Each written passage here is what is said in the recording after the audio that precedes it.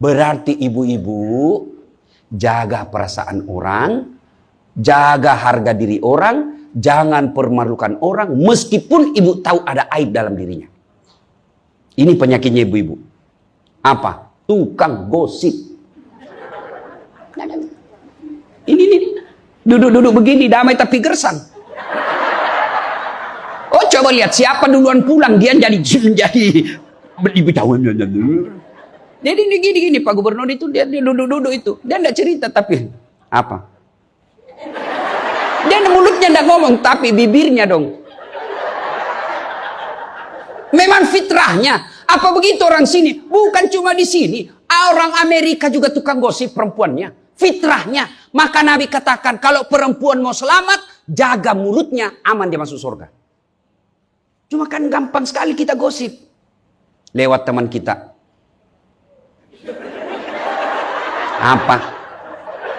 Nggak serasi kudungnya sama roknya. Dia bilang iya. Lipstiknya palsu. Kenapa kau tahu? Melengket di giginya. Semua mau diurus. Iya kan? Ini penyakit kita. Semua mau diurus. Ustadz aja dia gosip. Itu juga bajunya waktu di YouTube. Saya dengar tadi dilewat tadi saya dengar. Itu juga bajunya waktu di YouTube. Astagfirullah. Inilah penyakit ibu-ibu. Ibu. Mau gampang masuk surga? Ketika Nabi Isra Mi'raj kan dibawa jalan-jalan masuk surga. Subhanallah. Alhamdulillah. Banyak perempuan dalam surga. Begitu Nabi dibawa lihat neraka. Nauzubillah min zalik. Ya Allah ampuni hambamu. Ya Allah ampuni umatku. Ya Allah. Kenapa? Perempuan ternyata lebih banyak dalam neraka. Ditanya kenapa bisa begitu? Ada dua kelemahan perempuan. Satu, tidak mampu menjaga suaminya. Tidak mampu mengurus suaminya. Dan yang kedua, tidak mampu menjaga lisannya. Jadi kalau ibu mampu menjaga lisan, aman. Itulah gunanya masker. Supaya ibu semua mau diurusin. Iya kan penyakit kita. Ya, Bu. Maka bertanyalah ibu-ibu di Makassar, Ustadz yang saya cerita ini kan benar. Memang begitu sifatnya Ustadz. Itulah benarnya namanya ghibah. Tidak boleh kita cerita kejelekan orang. Kalau dia salah yang ibu cerita namanya fitnah. Tidak ada jalan. Ayuhibbu ahadukum kata Allah, sukakah kamu memakan bangkai sesamamu manusia?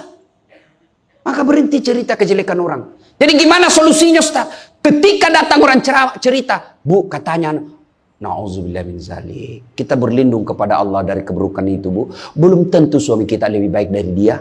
Berhenti itu. Cuma kan enggak kita. Memang.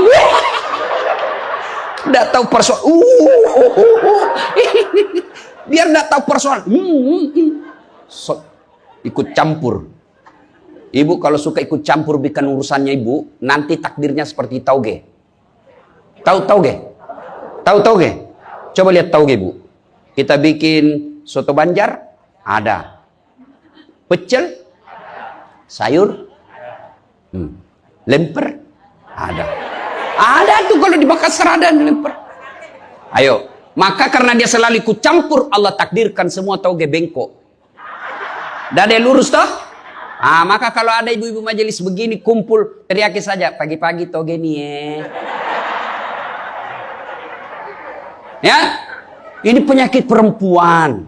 Maka ini gunanya kita peringati Maulid supaya ibu-ibu pulang berhenti cerita kejelekan orang. Tidak ada gunanya menghabiskan amal-amal kita. Nabi pernah kumpul para sahabat dan bertanya, "Atadruna manil muflis?" Saudara-saudara sekalian, kau tahu siapa yang bangkrut nanti di akhirat? Mereka tidak sholat ya Rasul, dia sholat. Yang tidak puasa ya Rasul, dia puasa. Yang tidak haji ya Rasul, dia haji. Yang tidak bayar zakat ya Rasul, dia zakat sedekah. Kalau begitu siapa yang bangkrut ya Rasul? Jarusu wa khati'ur rahim. Tetangga yang jahat sama tetangganya dan yang suka memutuskan tali persaudaraan. Dan salah satu jahat sama tetangga dan memutuskan tali persaudaraan adalah mereka suka menceritakan kejelekan orang. Adakah orang yang senang dicerita kejelekannya? Ada? Ada? Ada ibu? Lalu untuk apa kita cerita orang? Rajin betul istrinya majelis taklim. Baik betul itu istrinya, tapi kasihan suaminya selingkuh kiri kanan. Lalu apa untungnya ibu cerita? Bu, hei. Nah, satu, pulang pengajian, tinggalkan gosip. Dua, Rasulullah setelah menikah dengan Khadijah, usia 40 tahun, Nabi dilantik menjadi Rasul. Pulanglah beliau, 3 hari 3 malam di atas Gua Hira. Pulang menggigil. Dia ketuk pintu. Masuklah Nabi, kedinginan. Lalu Nabi berkata, istriku selimuti saya kedinginan. Kira-kira kalau ibu-ibu, apa jawaban ibu? 3 hari 3 malam suami tidak ada kabar. Di WhatsApp tidak dibaca. Di telepon di reject. Tiba-tiba datang kedinginan, Bu. Selimuti saya, Bu. Apa jawaban ibu?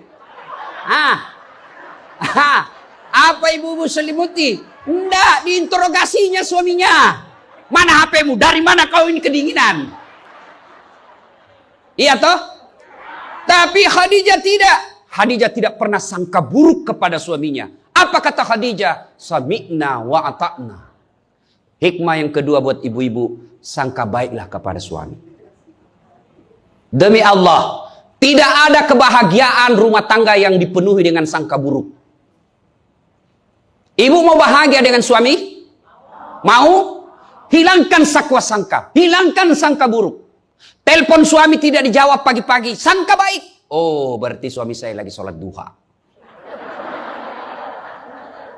1 jam kemudian ditelepon. Belum dijawab juga. Oh, berarti suamiku lagi meeting dengan gubernur.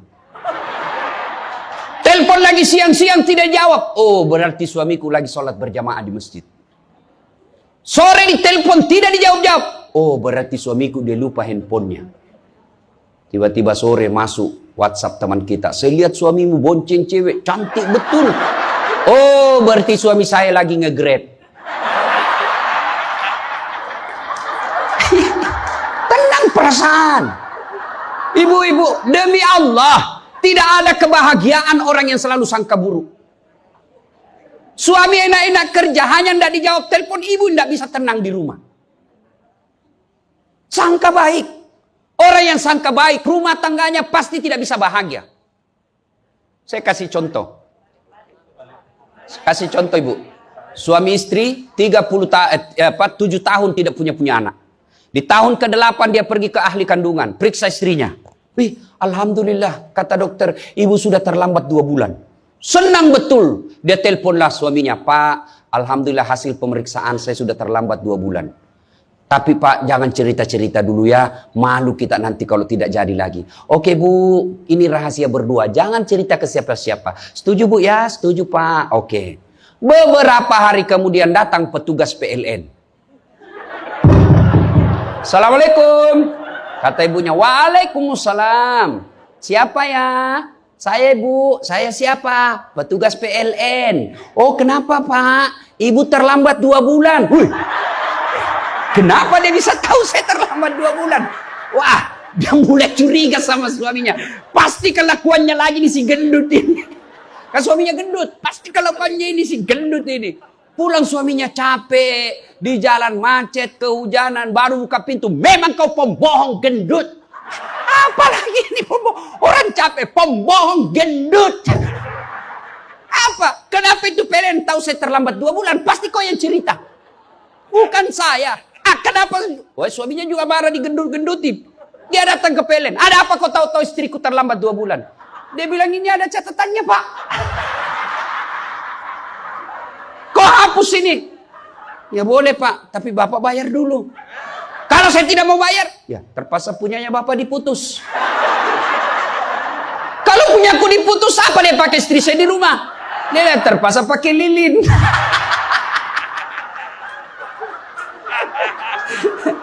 Inilah bahayanya sangka buruk. Bu. Halo Ibu. Bu. Salatullah salamullah ala toha rasulillah. Salatullah salamullah ala Yasin Habibillah. Oleh-oleh kedua pulang maulid, hilangkan sangka buruk. Tidak ada kebahagiaan orang sangka buruk. Begitu juga kepada pimpinan kita. Kok saya dimutasi? Sangka baik. Saya tadinya kok kepala dinas menjadi staf ahli, berarti Bapak dianggap ahli. Ini staf ahli kan enak, ahli yang tidak ada stafnya. Sangka baik. Oh, berarti Pak Gubernur merasa saya perlu istirahat, banyak berpikir. Sangka baik. Jangan pernah sangka buruk. Tidak ada kebahagiaan orang yang sangka buruk. Sangka baik.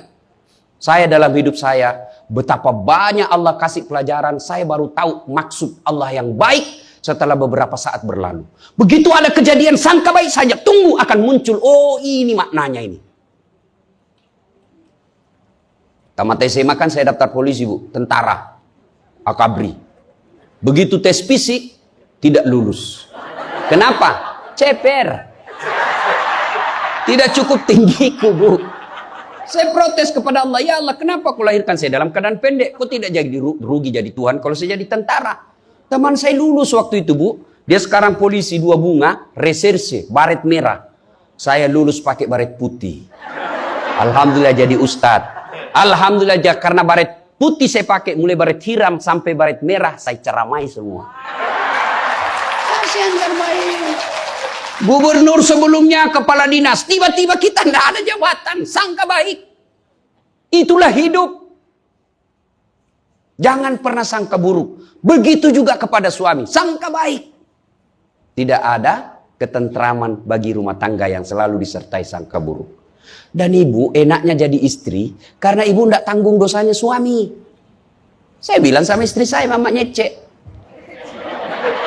Kan ibu-ibu sekarang suka sekali periksa handphone.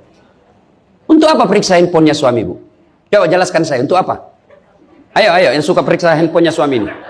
Untuk apa, Ibu? Hah? Setelah tahu ibu mau apa? Ternyata besok-besok ada masalah yang tidak menyenangkan hatimu, apa yang kamu lakukan? Mau diceraikan, saya ceraikan kamu. Daripada kau menderita mendampingi saya, sudah, kita selesaikan baik-baik. Dan kau tidak mungkin. Ku ceraikan kau pagi, sore saya sudah dapat. Nah sekarang apa maumu? Sakit hati aja. Iya. Dan hebatnya perempuan Islam, kalian tidak menanggung dosanya suami. Kalian tidak akan menanggung dosa suami. Ya, beda kalau laki-laki. Kalau laki-laki, dosa istri kita tanggung. Kalau suami, menanggung dosa istri. Istri tidak pakai jilbab, istri tidak sholat, istri tidak puasa, istri tukang gosip, istri suka keluyuran. Suaminya ditanggung dosanya nanti. Ku ampusakum wa ahlikum nara. Beda istri. Suami pezina, suami koruptor, suami narkoba, suami penjudi, suami tukang tipu. Ibu tidak tanggung dosanya suami. Itulah enaknya jadi perempuan Islam. Bahkan kalau dia sholat, dia puasa Ramadan, dia jaga harga dirinya, dia patuhi suaminya, kata Nabi, tadahulul jannati bisalam. Silahkan ibu mau masuk pintu surga mana saja. Makanya sangka baik saja, tidak usah sangka buruk. Ada ibu-ibu curhat sama saya tengah malam, Ustaz. Mohon solusinya, Ustaz. Saya sudah tidak tahan. Kenapa ibu? Dia bilang, saya sudah tidak tahan. Saya minta solusinya, Ustaz. Saya sudah tidak tahan. Memang kenapa? Saya ini sudah 21 tahun menikah, Ustaz. Tidak tahan. Saya bilang dalam hati, 21 tahun tidak tahan. Inilah kadang-kala ibu-ibu kalau ngomong tidak masuk di akal. Ya memang Allah fitrahkan itu manusia. Laki-laki itu lebih banyak akalnya. Perempuan lebih banyak perasaannya. Maka kalau perempuan ngomel, dengar saja, Pak. Tidak usah dijelaskan apa dia mau. Dengar aja. Karena memang dia cuma mau didengar. Dengar aja. Oh, ya, dengar aja, dengar. Tapi tidak tahan saya, Ustaz. Ya tidur. Rumus menghadapi perempuan itu, ilmu paling efektif, sabar. Tidak ada sudah kalah itu ilmu sabar. Diam. Tidak usah dijelaskan. Biar dijelaskan, tidak masuk di akalnya. Apalagi kalau dia sudah bilang pokoknya sudah Pak, lebih diam aja. Pokok sudahlah. Dijelaskan satu, muncul pertanyaan dua. Dijelaskan tuntas yang 2, muncul lagi pertanyaan 3. Sudah tuntas semuanya, dia ungkap lagi yang 5 tahun yang lalu. Itulah perempuan. Iya ibu toh? Maka dengarkan saja. Ada saatnya nanti dia bilang, baru dia sadar itu. Iya sebenarnya itu saya emosi aja itu hari Pak. Begitulah perempuan. Dihadapinya jangan emosi. Saya sudah tidak tahan Ustaz. Kenapa? Sudah 21 tahun. Udah cocok saya Ustaz. Saya bilang ibu tahu enggak baut? Tahu Ustaz. Apa pasangannya baut ibu? Mur. Sama enggak? Sama modelnya? Sama bentuknya? Beda. Justru perbedaannya yang membuat dia kokoh. Berarti rumah tangga tidak akan pernah kokoh kalau mau menyamakan. Yang kokoh adalah ketika dia mau saling menerima kekurangan dan kelebihan. Itu pasti kokoh. Mana mau cocok jenis kelamin aja kita tidak sama. Iya. Pendidikan aja kita pasti beda. Latar belakang budaya kita pasti beda.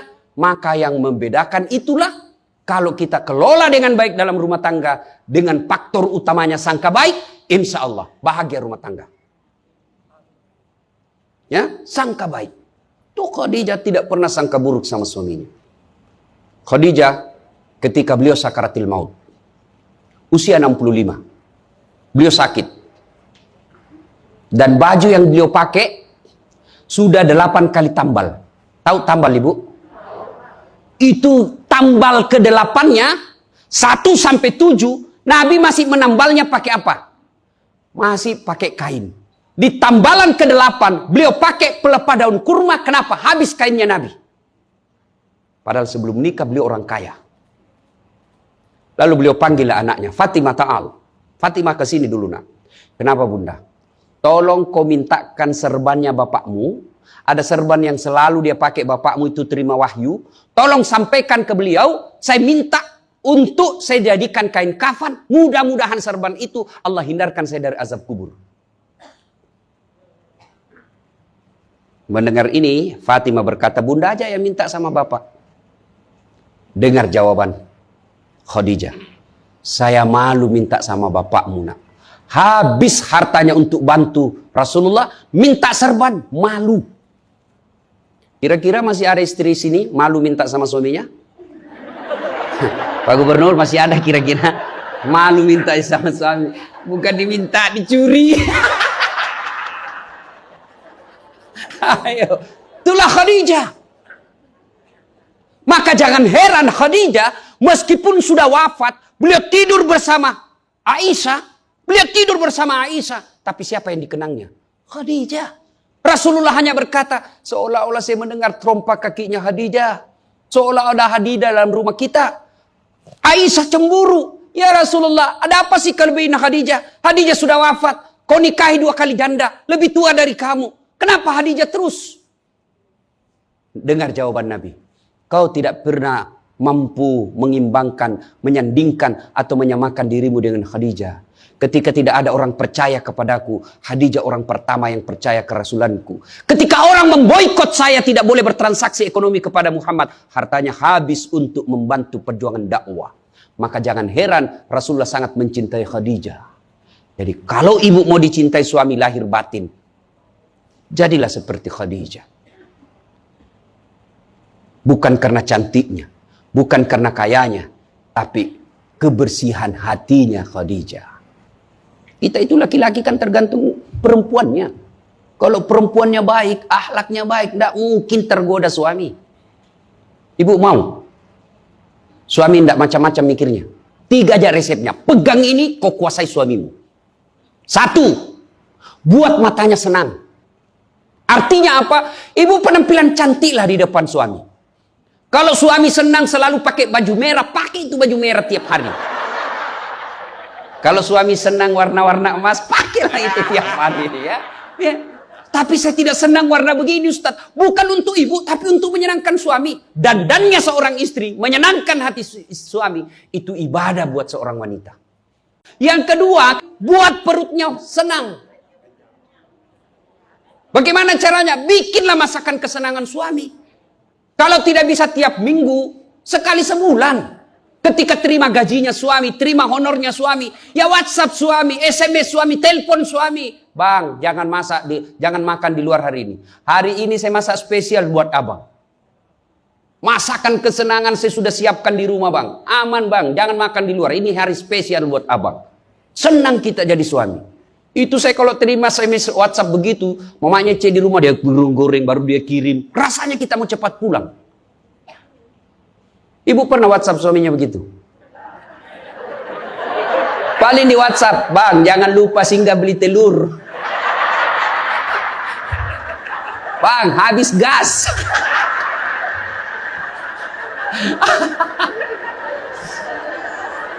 Kok tahu Ustaz? Ya saya rasakan juga. Pernah suatu kali Pak Gubernur pulang, saya ceramah takziah malam-malam di Makassar. Tiba-tiba masuklah WhatsApp-nya mamanya C. Ustadz, habis pembalut. Aduh. Tidak mungkinlah sopir saya suruh, ini istri saya. Sudahlah, saya singgah, saya berdoa. Mudah-mudahan tidak ada yang kenal saya. Begitu saya bayar, ada ibu-ibu datang. Ustadz, beli pembalut. Saya jengkel, langsung saya balik. Biar daripada saya melahirkan, udah. Tenang perasaan. Mungkin ego kita ini buat kita juga laki-laki, ya. Kadangkala ego naik, masa saya eselon, masa saya kepala dinas, masa singgah beli pembalut. Jangan lihat eselonnya. Pakai ilmunya Umar bin Khattab. Umar bin Khattab, ada sahabat yang selalu mau datang, mau laporkan istrinya. Kenapa? Istrinya suka ngomel. Maka dia berharap Umar panggil istrinya supaya dinasehatin. Begitu dekat dengan Umar bin Khattab, dekat dari rumahnya Umar, dilihatnya Umar juga dimarahi sama istrinya. Balik dia bilang, Pak Umar aja dimarahin. Balik besok ketemu, ya Amirul Mukminin, presiden lah waktu itu. Saya lihat kemarin Anda istri ngomel-ngomel, Anda senyum saja. Dengar ini jawaban bapak-bapak ini, para pejabat nih yang hadir. Dengar apa jawaban Umar. Begitulah cara saya berterima kasih kepada istriku yang telah hamil, melahirkan dan menyusui anak saya. Coba, hilang itu emosi Pak, hilang itu harga diri. Kalau kita sudah ingat bagaimana susahnya itu ibu melahirkan, hamil. Masih ingat ibu-ibu waktu hamil? Masih? Ada enggak enaknya itu orang hamil? Untung saya enggak pernah hamil. Oh, coba ibu-ibu kalau hamil, jalan aja setengah mati. Aduh, sudah mau mau dulu aja, mana ada ibu hamil langsung dulu aja. Udah standar samping dulu itu kasih. Iya ibu, ya benar. Kalau kita laki-laki paling ngidam. Ustaz, apa doanya berhenti ngidam istri? Ngidam apa istrimu? Nanti dia bisa tidur kalau dilihat saya di atas lemari Pak Ustaz. Jadi kalau istrinya mau tidur jam 10, setengah 10 sudah di atas lemari. Saya berarti kau dongo-dongo itu dikasih kerja di kokonsum. Yang kedua kata Umar, begitulah cara saya berterima kasih kepada istriku yang telah melahirkan anak saya. Masih ingat waktu melahirkan? Masih? Ada enggak ibu-ibu melahirkan senyum? Ada? Mentang-mentang istri gubernur, keluar sayang. Setengah mati juga biar istri gubernur. Nggak ada. Itulah susahnya jadi perempuan. Maka ketika suami disuruh sama istri, bayangkan sulitnya melahirkan. Yang ketiga kata Umar, begitu cara saya berterima kasih yang telah menyusui anak saya. Masih ingat waktu menyusui? Masih? Terutama waktu tumbuh giginya.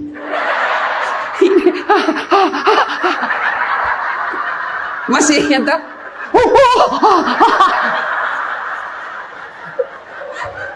Untung saya tidak pernah rasakan. Kalau digigitkan, mana dia tinjau nanya, kok gigit saya? Tidak, dia usap, lepas nak. Iya bu, iya. Siang anaknya, malam. Salatullah, salamullah, ala toha Rasulillah. Salatullah, salamullah, ala Yasin